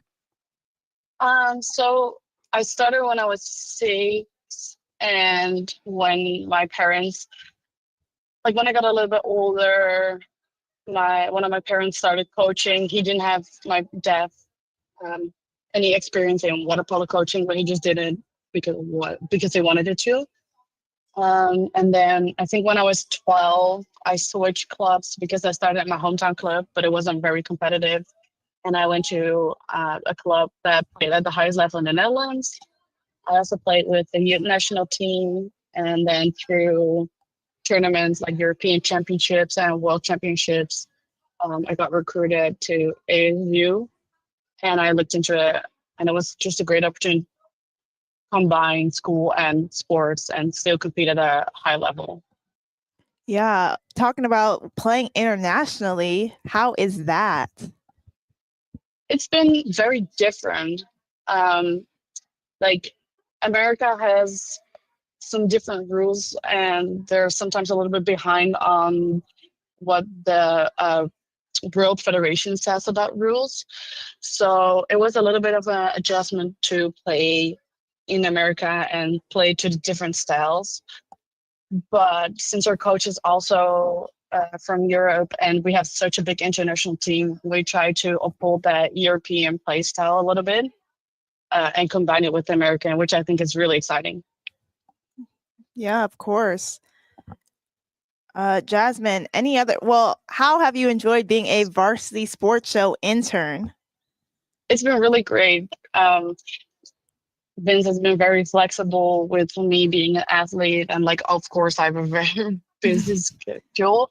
So sometimes it's really hard to combine because obviously I have practice and scrimmages that we have to be in. Jasmine, really quick, Vince here, really quick, remind everyone how you ended up getting the job, like where you're from.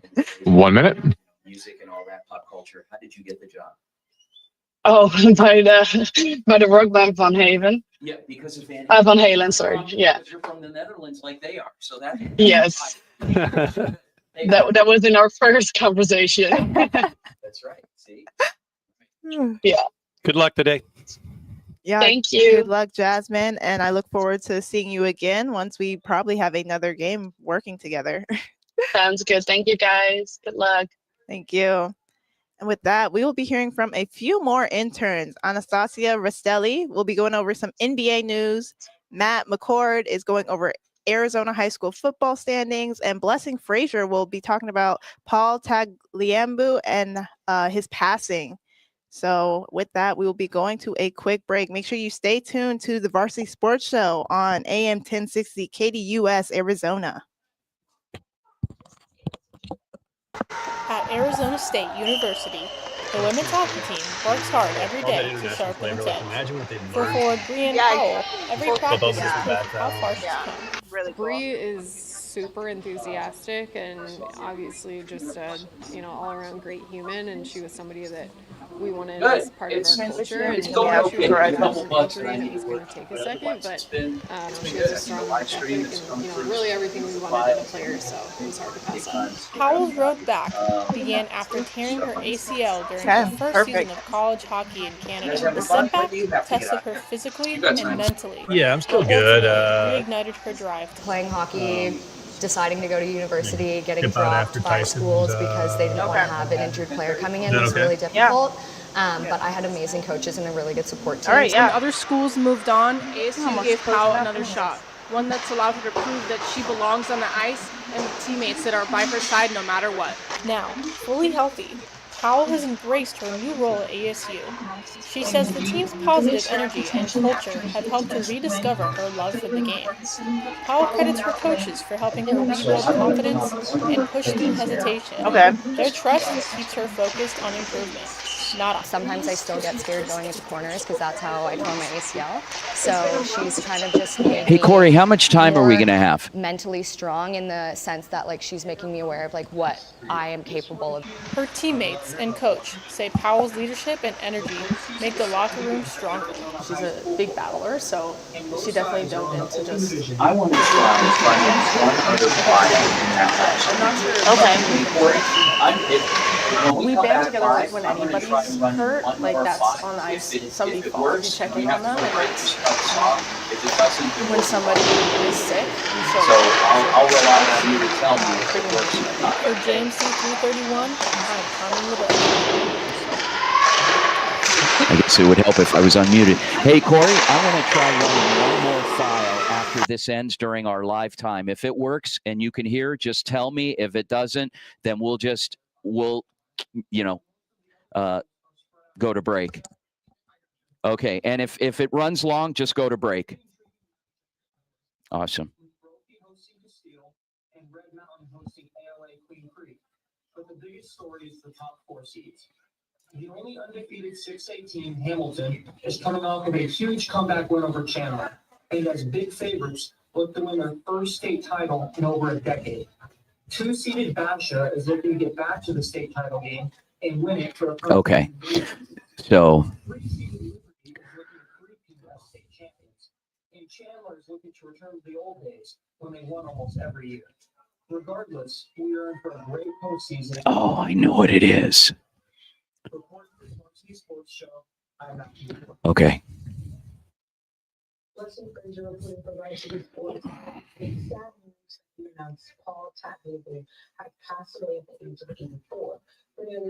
So are you going to bring us back for this little clip, or what are we? Yeah.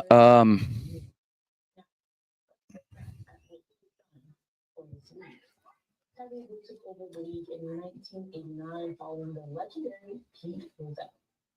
Over his 17-year tenure, he guided the NFL through a period of unprecedented expansion, innovation, and stability.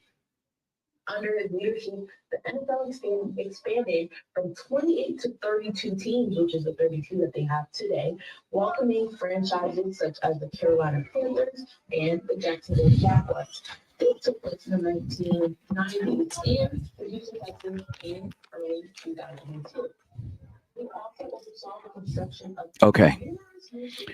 I'm going to bring Lucas on for 1 second because I want to try and reconfigure his audio. Okay. Just to see if it works, and we'll just have him promote. Do you have Midnight Madness again?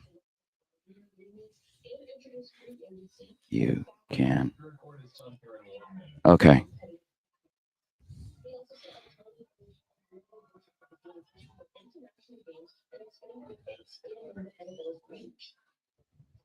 After September 11th, the attacks in 2001, they made a decision to postpone the entire sport. Okay. In 2005, when the New Orleans Saints were displaced by Hurricane Katrina, he played a key role in ensuring that connectivity in New Orleans and the community franchise remains intact. As it reflects on his life and career, it will have impact on his team, the growth of franchises, infrastructure, and media, stability and labor relations, and building expansion of sports. Now we extend our sincere condolences to his family and players who have touched our leadership.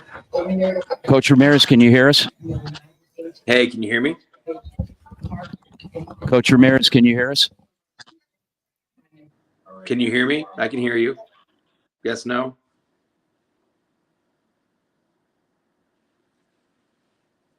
One sec. Matt, how have you been today? How are you feeling with, this being, I assume, your first radio show you've been hosting?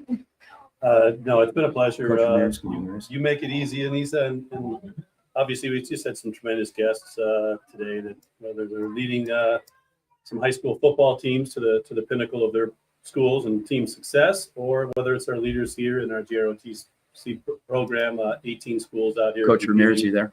A lot of fun to just around these great students and coaches. Oh, yeah, definitely. I've enjoyed talking to some of the JROTC members today, learning about the program. I wasn't quite familiar with the full extent of JROTC.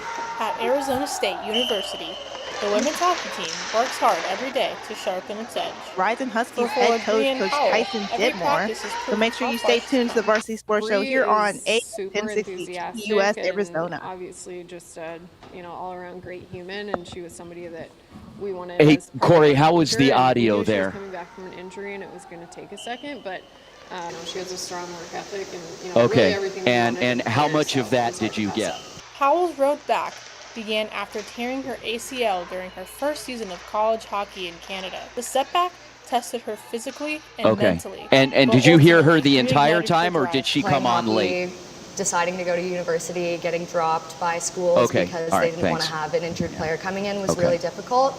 But I had amazing coaches and a Okay. really good support team. When other schools moved on, ASU gave Powell another shot, one that's allowed her to prove that she belongs on the ice and with teammates that are by her side no matter what. Now, fully healthy.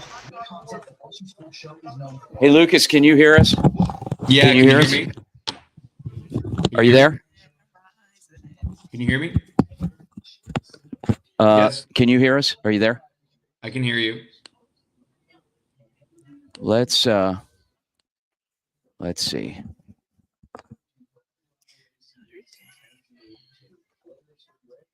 Okay.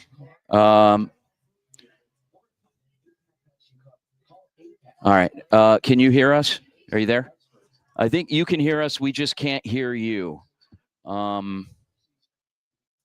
I'm going to have to mess with the mic settings. Okay, we'll circle back on this, Coach. I'm sorry. We're going to go to Tyson Ditmore on a phone call, but thanks for working with us. We'll try it and get it down. Thanks. See you later. Go Husky. Bye.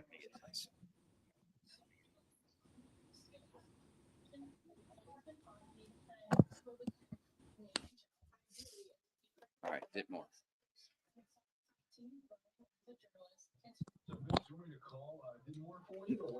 No, I got him. Hey, Coach, you all set? Hey, Coach, you all set? Okay, we're going to put you on a brief hold and bring you on here in just as soon as the commercial's over.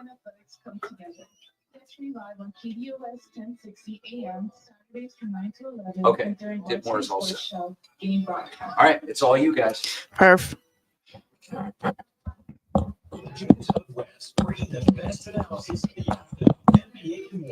Okay, he's live.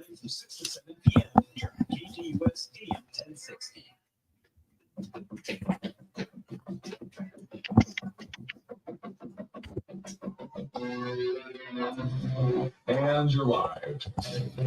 And welcome back to the Varsity Sports Show. I'm Anissa Reynolds here with my co-host, Queen Creek Athletic Director Matt Harris, and we're going to be talking to head coach of the Horizon Huskies, Coach Tyson Ditmore. Coach Ditmore, how are you today? I'm good. Mr. Harris on the phone. Good morning, Coach. Coach Ditmore, how congrats on the win last night. What was the overall theme and the energy brought out to the game? I mean, number one, it's big rival for us. So, you know, we kind of wanted our get back game, and just proud of how our boys came out and responded and kept the foot on the gas pedal. And what made your team so successful in last night's game? I think it was a combination of things. We were able to run the ball, stop their run, and we were healthy. You know, we used the bye week, I think, to our advantage, and we know that this is a long little run we got to get through. And like you mentioned, the bye week, what was the focus on during that week? I know you said getting players healthy, but at practice, what was the game plan? We, you know, we kind of had a inkling that we were going to face Notre Dame Prep just because they're a quality team, and we just kind of prepped for them, knowing that anything could come out, and just worked our way. Yeah, Coach, that previous game went 3 OTs and did not go your way. So what were kind of a couple of the focal points? It's tough to play a team a second time, but also you know what you're seeing. And so what were kind of your focal points going into that game to come out on top last night? Well, ChatGPT said they had a 36% chance of winning the game again. So we went off of that. No, that Saturday was rough. You know, all the kids felt it. We felt it. Our community felt it. Just really tough going 5 games in a row, winning and then losing that one. We reminded the kids of how it felt, and, you know, 2 weeks to prepare and 2 weeks to get the anger built up. I think it did it. And Coach, your team has been so successful this year, you know, like you said, that 5-game win streak and going 9-2 overall. How has your coaching staff helped you sort of develop your players into how they are today? Well, I feel I'm blessed. I've got 20 guys on the staff, and they all have their jobs. They take their duties professionally, and, you know, really make my job pretty easy. They do all the X's and O's. Just awesome guys. And what is the locker room atmosphere like going into postseason? Any key players that have been sort of stepping up and leading the team? Yeah, I mean, I'd say all 95 kids that are with us, from the practice squad to our travel list, they get it, they accept it, and they know that we've got, you know, 3 more games to try to run through to make this thing special. And I know we were talking about your schedule early on. What were some of the key factors and key turning points throughout the season that sort of shifted your focus or maybe shifted the game plan this season? Yeah, honestly, our 2 losses. A loss to Notre Dame Prep, we learned a 10, and then we lose to Highland on homecoming night. We learned so much from those losses, and I think those were the 2 key turning points for our season. Coach, just a tremendous job that you've done since returning to Horizon High School, and obviously, you know, this is a special season. You're going to go down and play a 1-loss team at Marana on the road, and you know, for me, it's special seeing some guys who were all at that showcase. Andy Litton, Mesa Mountain View, finishing his season well. Coach Stewart, yourself. You know, in the bracket with Conrad Hamilton, who was on the show earlier today too. But just speak to what it's been like to be the head coach there, and just how proud you are of not only your team, but just leading this community and heading down on the road to Marana. Yeah, I mean, I think this, you know, last night could have been our last home game for a long time, and we kind of accepted it, and we just, you know, the community supports us, and just being around great coaches in the community, like you said, you know, Coach Litton, Coach Hamilton, Coach Stewart, all those guys are at this showcase. It's just a quality event, and we got a battle ahead of us for sure. Of course, Coach. Well, thank you for joining us. Congrats on the win last night, and I wish you luck going to Marana this next week. Best of luck, Coach. Yeah, great to see you. And with that, we will be talking to a few more interns. Jordan Paulette's going to be talking about the Phoenix Suns. Jasmine Dickmans, who was on the show earlier, is going to be talking more about ASU water polo. And now Rosenberg will be talking about ASU football. So stay tuned to the Varsity Sports Show.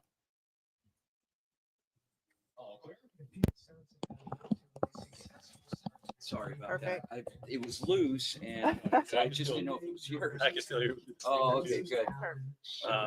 He's a good dude though too. Like, Oh my God. Oh yeah. Say though, like the irony, right? Though, like those same guys we get on the. You got Andy Litton, who's got Mountain View after playing in the finals last year, getting upset. Not upset, but lost in the championship last year, right? And then you got, Tyson's done a phenomenal job. He's back to Horizon. It's good. It's neat that the programs, and to me, there's a correlation there, right? The programs you're working with are also having a lot of success. You know what I mean? So I feel like there's a 2 games that he played, but unfortunately, Green suffered Yeah. a hamstring. Yeah, it's nice to see. It's nice to see the tables kind of turn, that they're getting those wins, and just reiterated it. Yeah, especially because you pretty much do all the Desert Mountain games, all the Horizon games, right? Yeah. Ropey, yep. This year, Devin Booker, I think Grace the other ones, Allen, Dylan Brooks, still playing. even Colin Gillespie and Jordan Bowen to step up and be able to play make not only for themselves, Mountain View. but to But that's nice, isn't it? I mean, it's. set the table for the rest of this I've always season. felt though too, though, like Key upcoming good matchups head for coaches of Phoenix good Suns programs will take place do in everything Phoenix well. Stadium You know what I mean? on It's the their social media is good. You know what I mean? Like there's just all those extra things they do. They do character stuff off the court. They do. It's like not a coincidence that those teams are successful. Oklahoma City founder on November 28th. This is Jordan Bullitt with the Varsity Sports Show signing off. Hi, I'm Jasmine Dickmans reporting for Varsity Sports Show. I'm a student. I really like at her. the Arizona Yeah, State she's amazing. I love her. for the ASU women's water polo team. She's funny. She The knew upcoming weeks, I'd very like to little about introduce you football. to the Yeah. She's been reporting on the sideline. She did color a enthusiastic couple and times. watch I mean, she's just like it's fun. Hi, I'm Summer. She's got a little scooter, a little electric scooter. She rode Yeah. all the way from Tempe into the studio to do the show on 52nd Street, Big Al. I'm like, She's very dedicated. we had to charge it while she was there. It's so funny. Okay, so the HJCAC tonight, Yep. here's the schedule. Yep, I just pulled it up. We've got Salt River and Papaville playing, and then Sideliners. All right, perfect. You can ask them about that. By the end of the first quarter, we already made up. And recruiting, right? Too? Yes. Perfect. And then until Yes, like, and also the you can even put last some minute out of there and ask about the reception from the community, the different schools where the games are being hosted at. Okay. Mountain Point, you got Mountain Point, Sunny Slope, Independence High School, and Camp Verde. Okay, gotcha. Honestly, it's something new for people to watch because a lot of people are like unknown with each other. Really do appreciate you coming down here. It means a lot to these guys, I think, because I don't know, like you know how like there's certain programs that always get their their flowers, but I feel like these guys do so much for the school, the community. No, this is great, and it allowed us to kind of experiment a little bit with the broadcast, and it's been and so I'll make sure I'll send. Do you have access? Does Google Drive work better? Okay, so I'll send you a Google Drive folder with both, and then I'll even send you some YouTube links also. If it makes it easier instead of downloading the whole file. That's all good. Yeah, just so some of the kids and parents can go back and catch that first part. Or if it gets broken up, our social media gal will put it out there too. You know, Absolutely. I'm assuming they have editing software that they can slice all that up. Yeah, for sure. I'll send the raw files and then I'll also send links if it's easier. To take on Coach Pride, who's Buffalo's success. everything you say is coming across live during every break. Have I said anything bad? It's Doug Madosky, right? Yes. Okay, perfect. Coach Madosky. It's also looking around the Big 12 to other teams. For starters, it looks like Texas Tech will be able to BYU and Cincinnati. Yeah, I need a filter. Yes, you do.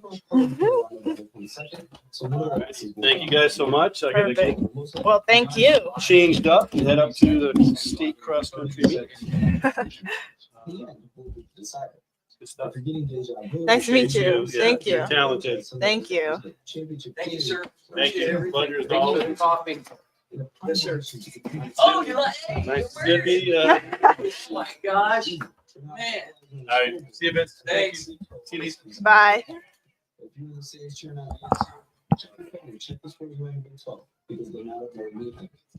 Okay, perfect. Okay. And welcome back to the Varsity Sports Show. I'm your host, Anissa Reynolds. My co-host, Queen Creek Athletic Director Matt Harris, just had to leave. He's going up to the Queen Creek cross country match up in Cave Creek, so we wish them luck. And we will be going to another break where afterwards, we will be talking to Doug Madosky, the HJCAC League Director, about a few of these Saturday night games that we have tonight. So make sure you stay tuned to the Varsity Sports Show here on AM 1060 KDUS Arizona. Awesome. All right.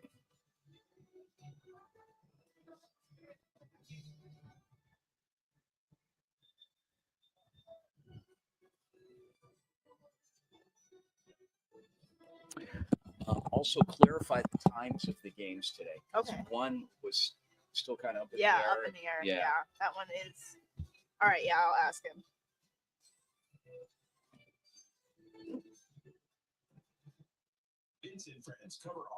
Hey, Coach. All right, so we're going to put you on a hold here, and we'll bring you on in the next 2 minutes. Stand by. All right. Perfect. From the Varsity Sports Show. We are proud to continue our 5-year relationship. Okay, Coach Madosky is all set to go. Perfect. Tune in throughout the year for live interviews and game broadcasts featuring faculty, coaches, and athletes. Let me know which one is yours.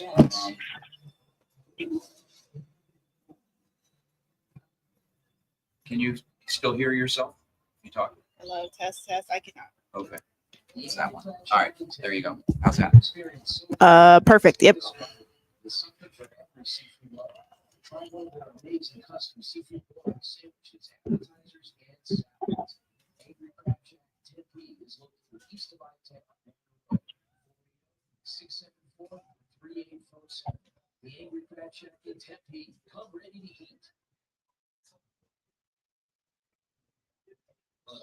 I'm engineering, a junior at the Walter Cronkite School of Journalism and Mass Communication. I'm excited to show the Varsity Sports Show everything that I can offer on any side of production. I express my love for this business throughout the fall of 2025.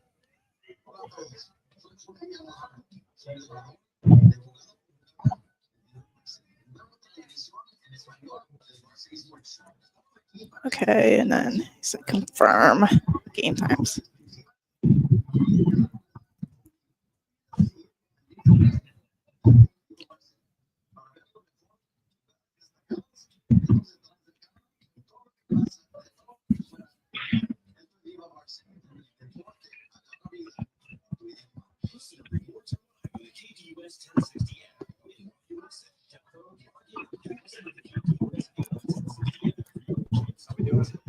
Sorry, I was running around. No, absolutely. And we've got one guest. We have time, so if you need about 5 minutes, we got something else going on, and then we got about 10:53.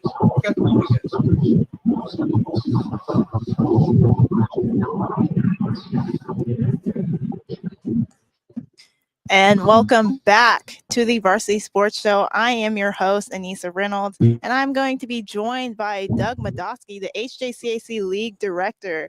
Coach Doug, how are you today? I'm good. How are you doing this morning?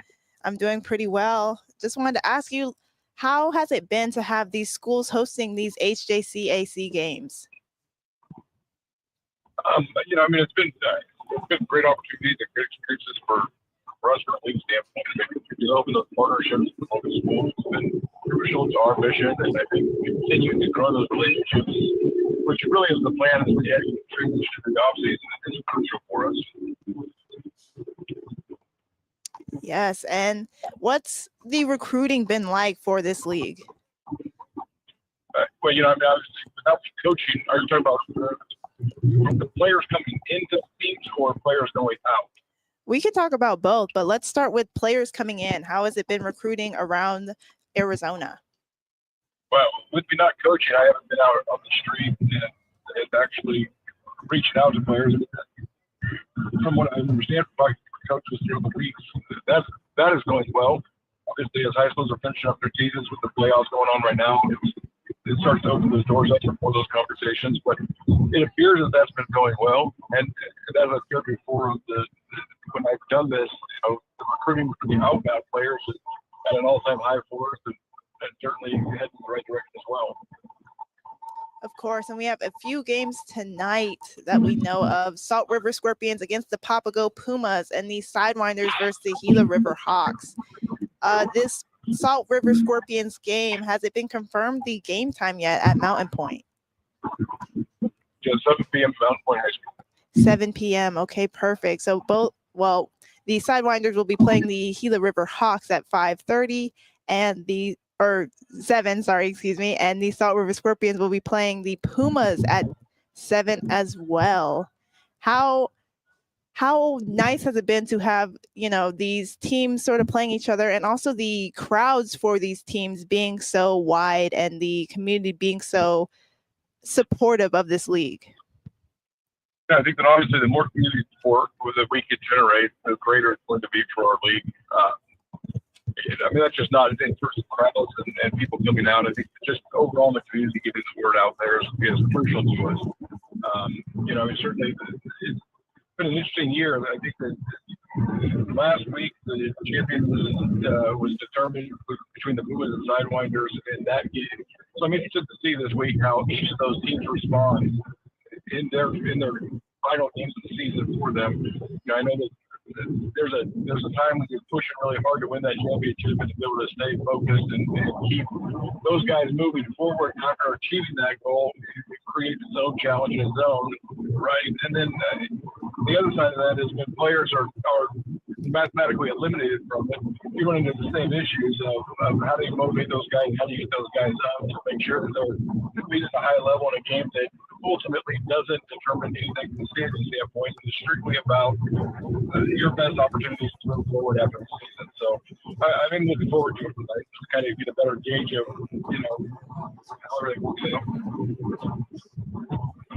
And Doug, what has led you to sort of start this league up, and how did you get into doing this? Well, when the decision was made to eliminate football at colleges in the Valley, as a Scottsdale Community College, we generated about $4 million a year in scholarships for our guys. Trying to figure out who was going to replace that and how to replace that is crucial. I mean, I'm a product of a community college institution myself back in California. Know the value that we bring to the table in terms of growing people and developing guys from an athletic standpoint and personally and academically. So for me, it was just a matter of how do we fill that void and still continue to provide this opportunity for young people to access higher education. And how has it been keeping players engaged? I know a few teams lost a few players as the season progressed. How do you keep the players engaged in these teams and this league? I think the big thing is explaining, what you're doing it for. This isn't about a week-to-week opportunity. This is about a window of time that you have to do this. At some point, you're going to be too old or broken down a little bit, and not able to continue to do it. So I think just maintaining the focus on the end game, the end goal. I mean, the goal for these guys is to go to higher education and access it, have opportunities to play this team as long as possible. So I think that as long as we continue to push the right things, not just about winning conference championships or winning the game on Saturday, but developing relationships that as I used to say at Scottsdale, I don't want to develop a relationship with you for a season or 2 seasons. We want to develop a relationship with you to last a lifetime. And staying true to that mission and staying true to those. Of course, yes. Well, Doug, it's been great having you on thus far. Thank you for coming on and giving your insight to the HJCAC League. And I hope you have a good rest of your day. Thank you very much. You did the same. Thank you. And with that, we will be coming back in studio with a guest that has just joined us. We are joined yet again by I'm so sorry. No, you're good. Michael Volker, sorry. Major Michael Volker, I know you were out there, sort of running things. Right. How's it looking out there? It's going great. Just seeing the competition, the kids running out there, carrying our special bowl we created for one of our obstacle courses. Really exciting to see parents out there. A lot of smiling faces, a lot of grit, determination, a lot of sweat. So no, it's going great. Yeah, and I actually can hear some of the, parents and the cheering going on. right. So, how's the energy out there, and what all has been going down to keep everyone so hype?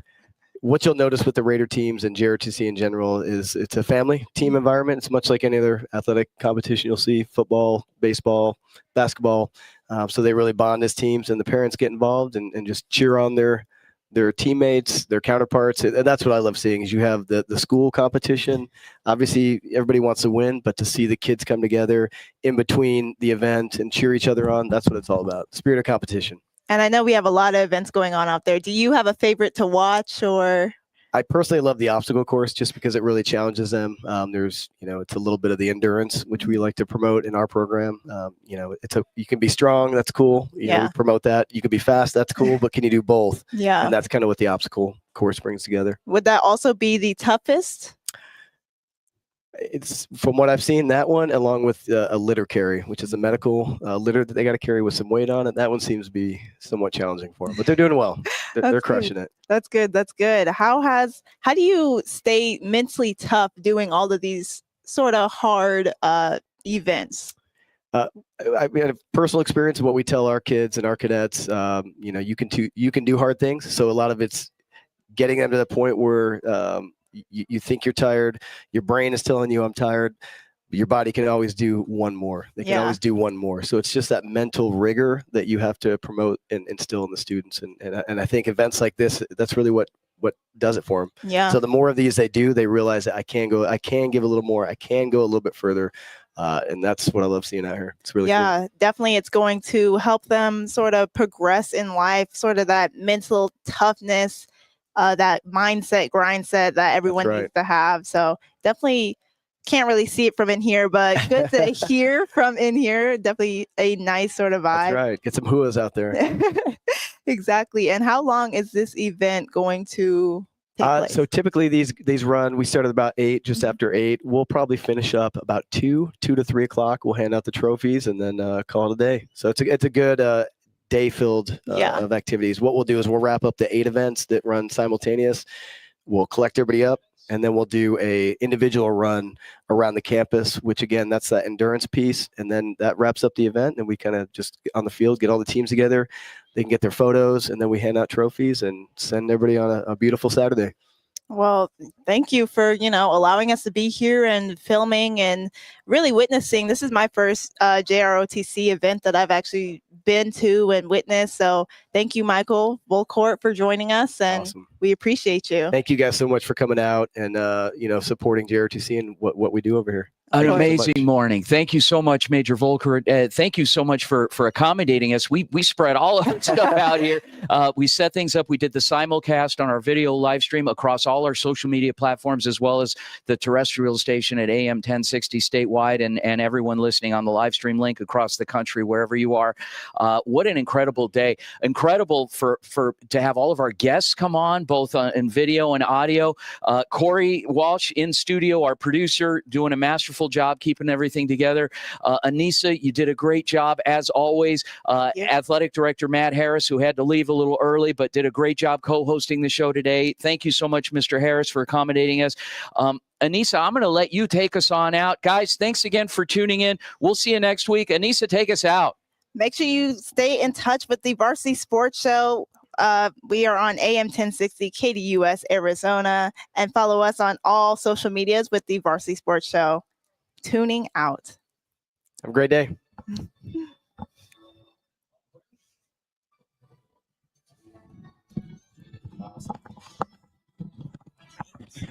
All right. Thanks, Corey. Well, what a cool guy. Good job. Thank you. Thank you for listening to the Varsity Sports Show. Our mission is to empower education and enable dreams, creating a platform to promote young people in extracurricular activities and community outreach. If you are interested in partnering up with the Varsity Sports Show, find us on Twitter, Facebook, Instagram, or call or text us at 480-779-9437. The Varsity Sports Show, Arizona's home for youth, high school, college, and you.